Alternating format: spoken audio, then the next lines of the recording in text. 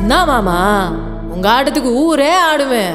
அதுக்கு ஒரு அடிய போட்டு விடுவோம் அப்படின்ற ம் ம்